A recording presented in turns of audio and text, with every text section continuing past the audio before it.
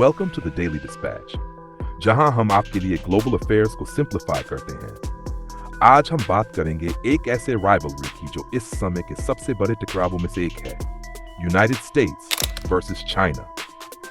Recently United states में election हुआ और रिपब्लिकन कैंडिडेट डोनाल्ड ट्रंप ने इलेक्शन जीत लिया। डोनाल्ड ट्रंप अपनी एग्रेसिव पॉलिसीज के लिए जाने जाते हैं, स्पेशली टुवर्ड्स चाइना। अपने पहले टर्म 2020 में उन्होंने चाइना के साथ ट्रेड वॉर डिक्लेयर की थी और अब वो दोबारा ऑफिस संभालने वाले हैं।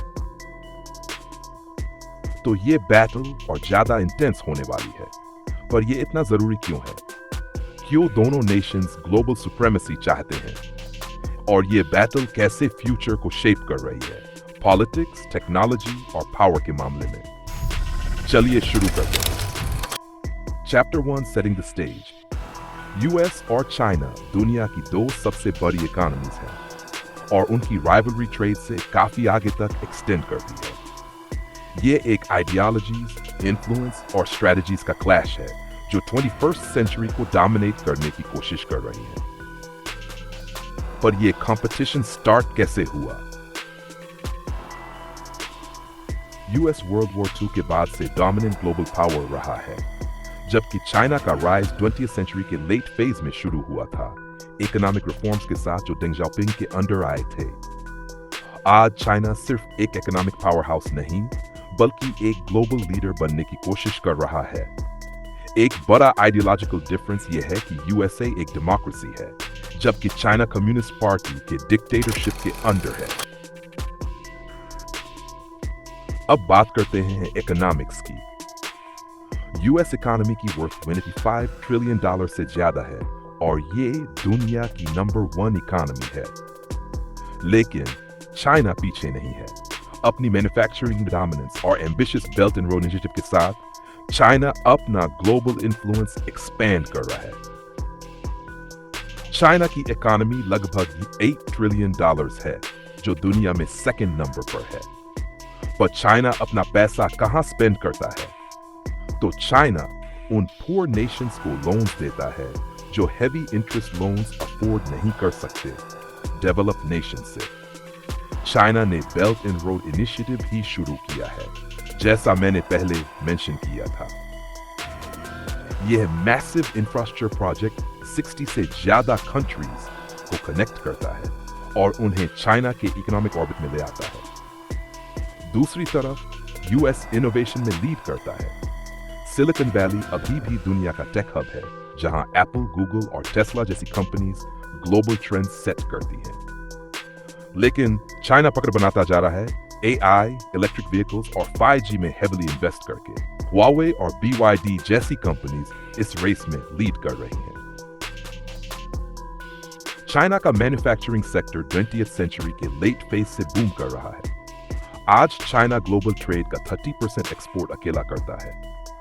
आप समझ सकते हैं कि चाइना का हमारी जिंदगी में कितना इन्फ्लुएंस है इस बात से। फॉर एग्जाम्पल, इंडिया में 90% mobile users Chinese phones use करते हैं। और अगर आप ये वीडियो एंड्रॉइड पर देख रहे हैं, तो 90% चांस है कि आपका फोन एक चाइनीज ब्रांड का है और चाइना में बना है। चाइनीज फोन ब्रांड्स के एग्जाम्पल्स है Oppo, Vivo, OnePlus, Realme, Xiaomi, Lenovo और बहुत सारे। Chapter 3 Technology and the New Space Race। Technology के डोमिनेंस का रेस इस राइवलरी का सेंट्रल पार्ट है। यूएस सेमीकंडक्टर्स और सॉफ्टवेयर में लीड करता है, जबकि चाइना हार्डवेयर मैन्युफैक्चरिंग में एक्सेल करता है और 5G टेक्नोलॉजी का ग्लोबल लीडर है। इंडिया में अगर आप किसी हाउस होल्ड को सर्च करें, तो 99% चांस है कि वहां आपको एटलीस्ट एक मेड इन चाइना प्रोडक्ट मिलेगा। यहां इंडिया को सीखना होगा कि कैसे मैन्युफैक्चरिंग सेक्टर पर फोकस किया जाए, चाइना की तरह अपने ओवरऑल ग्रोथ के लिए। दोनों नेशंस एआई और क्वांटम कंप्यूटिंग में हेवीली इन्वेस्ट कर रहे हैं, क्योंकि ये टेक्नोलॉजीज फ्यूचर पावर को डिफाइन करेंगी। और दोनों Nations rapidly 6th generation fighter jets develop कर रहे हैं, जो एडवांस्ड फाइटर जेट्स है। और स्पेस को भूलना मत। यूएसए के पास नासा है जो अब तक के सबसे ज्यादा स्पेस मिशंस का एक्सपीरियंस रखता है। चाइना ने रिसेंटली मार्स पर एक रोवर लैंड किया और अपना खुद का स्पेस स्टेशन कंप्लीट किया, जबकि यूएस लूनर मिशंस और एक मार्स बेस प्लान कर रहा है। स्पेस अब सिर्फ एक्सप्लोरेशन के बारे में नहीं है, ये स्ट्रेटेजिक डोमिनेंस के बारे में है। Chapter 4, ideological clash and global influence.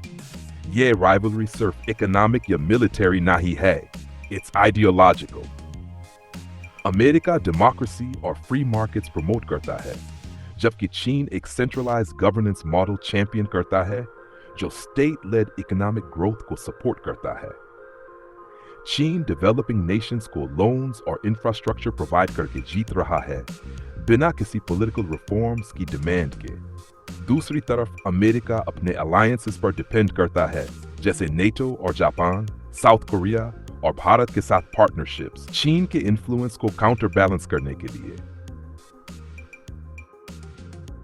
America summit, ये सारे देश नेटो की मेंबर्स हैं।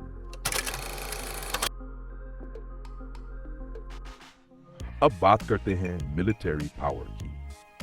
अमेरिका के पास दुनिया की सबसे पावरफुल मिलिट्री है, एक बजट के साथ जो $800 बिलियन से ज्यादा है और एक ग्लोबल नेटवर्क ऑफ बेसेस रखता है। यह बजट इतना बड़ा है कि यह कई देशों की कंबाइंड जीडीपी से ज्यादा है। फॉर इंस्टेंस, पूरे भारत का टोटल रेवेन्यू सिर्फ $750 बिलियन है।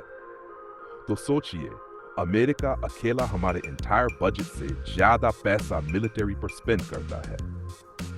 लेकिन चीन रीजनल डोमिनेंस पर फोकस कर रहा है, स्पेशली इंडो पैसिफिक रीजन में।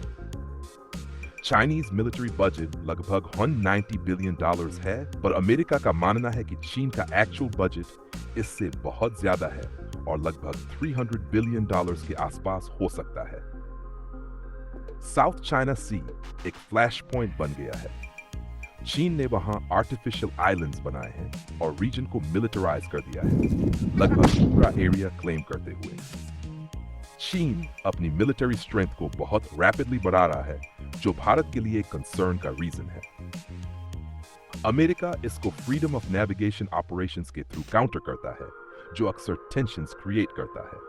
अमेरिका ने ग्लोबल मिलिट्री अलायंस बनाए हैं, जैसे नेटो, जो नॉर्थ अटलांटिक ट्रीटी ऑर्गेनाइजेशन का शॉर्ट फॉर्म है। ये एक मिलिट्री अलायंस है।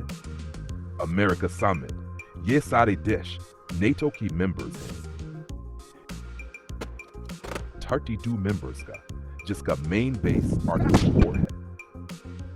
आर्टिकल 4 कहता है कि अगर किसी एक नेटो मेंबर पर अटैक होता है, तो वह अटैक सारे नेटो मेंबर्स पर माना जाएगा। लेकिन अगर डोनाल्ड ट्रंप दोबारा इलेक्ट होते हैं, तो नेटो अलायंस वीक हो सकता है, क्योंकि उन्होंने ऑलरेडी वार्न किया है कि अगर नेटो मेंबर्स अपने कॉन्ट्रीब्यूशंस इंक्रीज नहीं करते, तो अमेरिका नेटो से एग्जिट कर लेगा। ताइवान एक और कॉन्फ्लिक्ट जोन है, जहां अमेरिका डेमोक्रेटिक आइलैंड को सपोर्ट करता है, जबकि चीन उसे अपनी टेरिटरी का पार्ट मानता है। Chapter 6, risks and global impact. यह राइवलरी पूरे वर्ल्ड के लिए रिस्क्स कैरी करती है। ट्रेड वॉर्स और economic sanctions already global markets को डिसरप्ट कर चुकी हैं। मिलिटरीली, अगर ताइवान या साउथ चाइना सी पर कॉन्फ्लिक्ट होता है, तो वह एक ग्लोबल क्राइसिस में एस्केलेट हो सकता है। यह डिवीजन दो कंपीटिंग सिस्टम्स क्रिएट कर रहा है, एक अमेरिका के लीडरशिप में और दूसरा चीन के लीडरशिप में। यह कंपटीशन टेक्नोलॉजी से लेकर इंटरनेशनल ट्रेड तक सब कुछ अफेक्ट कर रहा है। भारत जैसे देशों को भी जल्दी अपनी साइड चूज करनी पड़ सकती है।